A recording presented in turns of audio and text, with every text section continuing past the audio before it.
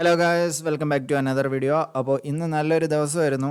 നല്ലൊരു ട്രെൻഡിങ് ആയിട്ടുള്ള ഡേ ആയിരുന്നു. ഇന്നലെ ഞാൻ പറഞ്ഞ പോലെ തന്നെ ഇന്ന് നല്ലൊരു ബ്രേക്കൗട്ട് ഉണ്ടാവുമെന്ന് എക്സ്പെക്റ്റ് ചെയ്തിരുന്നു. അത് കണക്ക് ബ്രേക്കൗട്ട് ഉണ്ടാക്കിയിട്ടുണ്ട്. അതേപോലെ നല്ലൊരു മൊമെൻറ്റും ഇവിടെ ഉണ്ടായിട്ടുണ്ട്. പക്ഷേ എനിക്ക് മൊമെൻറ്റം ക്യാപ്ചർ ചെയ്യാൻ പറ്റിയിട്ടുണ്ടായിരുന്നില്ല.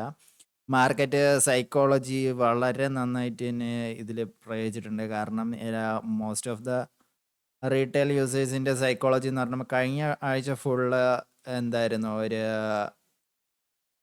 റേഞ്ച് മാർക്കറ്റ് ആയിരുന്നു. അതുകൊണ്ട് തന്നെ ഒരു സപ്പോർട്ട് റെസിസ്റ്റൻസിനകത്തായിരുന്നു എല്ലാം ട്രേഡ് നടന്നുകൊണ്ടിരുന്നത്. ഇന്നലെ അത് കണക്കായിരുന്നു സ്റ്റാർട്ടിങ്. ഇന്നലെ ഒരു ബ്രേക്കൗട്ട് പ്രതീക്ഷിച്ചിട്ടുണ്ടായിരുന്നു, പക്ഷെ നടന്നിട്ടുണ്ടായിരുന്നില്ല. അപ്പോൾ ഇന്നും ആ ഒരു ബ്രേക്കൗട്ട് വന്നെങ്കിലും തിരിച്ച് റേഞ്ച് മാർക്കറ്റിലോട്ട് പോവോ ഇല്ലേ എന്നുള്ള ഒരു ഡൗട്ട് എൻ്റെ മൈൻഡിൽ ഉണ്ടായിരുന്നു. അതുകൊണ്ട് തന്നെ എനിക്ക് എൻ്റെ ട്രേഡ് ഹോൾഡ് ചെയ്ത് വെക്കാനുള്ള മൈൻഡ് ഇല്ലായിരുന്നു. അത് മാർക്കറ്റ് ഓപ്പറേറ്റേഴ്സ് നമ്മുടെ സൈക്കോളജി നല്ല രീതിയിൽ തന്നെ ഇവിടെ പ്രയോഗിച്ചിട്ടുണ്ട്. കാരണം കഴിഞ്ഞ ആഴ്ച വാച്ച് ചെയ്തിട്ടുള്ള എല്ലാവർക്കും അറിയാവുന്നതാണ്, ഒരു റേഞ്ച് മാർക്കറ്റ് ആയിരുന്നു.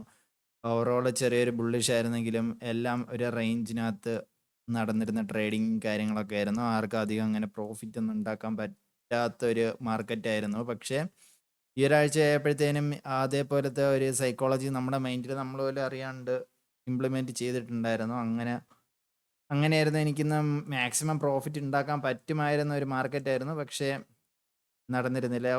ഒരേ സൈഡിൽ മാത്രമായിരുന്നു ട്രെൻഡിങ് ആയിട്ടുണ്ടായിരുന്നത്. വലിയ ഡൗൺ സൈഡ് മൂവ്മെൻ്റ് ഒന്നും ഉണ്ടായിരുന്നില്ലായിരുന്നു. എന്നിരുന്നാലും എല്ലാത്തിലും ബാങ്ക് നിഫ്റ്റിയിലും ബ്രേക്കൗട്ട് ഉണ്ടായിരുന്നു. അതേപോലെ തന്നെ നിഫ്റ്റിയിലും ബ്രേക്കൗട്ട് ഉണ്ടായിരുന്നു. എല്ലാം ഒരേപോലെ മുകളിൽ പോയിക്കൊണ്ടിരിക്കുകയായിരുന്നു. ഇത് കണക്കുള്ള സിറ്റുവേഷൻസിൽ മാക്സിമം പ്രോഫിറ്റ് ഉണ്ടാക്കണം എന്നാണ് റൂള്. നമ്മൾ ഉണ്ടാക്കാൻ പറ്റുമ്പോൾ മാക്സിമം ഉണ്ടാക്കണം. പക്ഷേ എനിക്ക് പറ്റിയിട്ടുണ്ടായിരുന്നില്ല. ജസ്റ്റ് 1500 ഫസ്റ്റ് ഞാൻ എടുത്ത ഒരു പുട്ട് ഓപ്ഷൻ ആയിപ്പോയി. അപ്പോൾ അതിലെനിക്കൊരു 2000 ലോസും അടിച്ചിട്ടുണ്ടായിരുന്നു. ഞാൻ ആ പുട്ട് ഓപ്ഷൻ ബൈ ചെയ്തത് എന്തെന്ന് വെച്ച് കഴിഞ്ഞാൽ,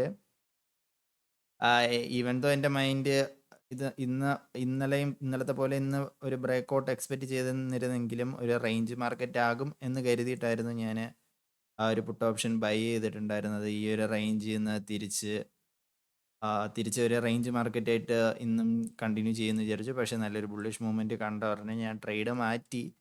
പക്ഷെ എന്നിരുന്നാലും എനിക്ക് ഹോൾഡ് ചെയ്യാൻ പറ്റിയിട്ടുണ്ടായിരുന്നില്ല. അത്യാവശ്യം ചെറിയൊരു പ്രോഫിറ്റ് ഈ ഒരു ലെവലിൽ എത്തിയപ്പോൾ തന്നെ ഞാൻ എക്സിറ്റ് ചെയ്തു എൻ്റെ 2 ട്രേഡിൽ നിന്നും. അങ്ങനെയാണ് ജസ്റ്റ് 1000 അടുപ്പിച്ച് പ്രോഫിറ്റ് കിട്ടിയത്. ഹോൾഡ് ചെയ്തിരുന്നെങ്കിൽ അത്യാവശ്യം നല്ലൊരു പ്രോഫിറ്റ് കിട്ടാൻ പറ്റുമായിരുന്ന ഒരു മാർക്കറ്റായിരുന്നു. എനിവേ കുഴപ്പമില്ല. ഇതൊക്കെ ഒരു ലേണിംഗ് കർവായിട്ട് എടുക്കാവുന്നതാണ്. ഇനിയും മാർക്കറ്റ് ഉണ്ട്. സാധാരണ ഇങ്ങനെ മിസ് ഔട്ട് ആകുമ്പോഴത്തേനും പിന്നെയും ട്രേഡ് എടുത്ത് ലോസിലോട്ട് പോകാറാണ് പതിവ്. പക്ഷേ ഇപ്രാവശ്യം ലോസ് അക്സെപ്റ്റ് ചെയ്യുന്നത് എനിക്ക് ഇന്ന് പ്രോഫിറ്റ് ഉണ്ടാക്കാൻ പറ്റിയില്ല. ഞാൻ എൻ്റെ എൻട്രി മിസ് ചെയ്തു എന്ന് ഞാൻ അക്സെപ്റ്റ് ചെയ്യും. അതേപോലെ തന്നെ നാളത്തെ ദിവസത്തിന് വേണ്ടി വെയിറ്റ് ചെയ്യുന്നു. എന്തായാലും നമുക്ക് നോക്കാം നാളെ എങ്ങനെയാണ് വർക്ക് ചെയ്യുന്നതെന്ന്. Thank you.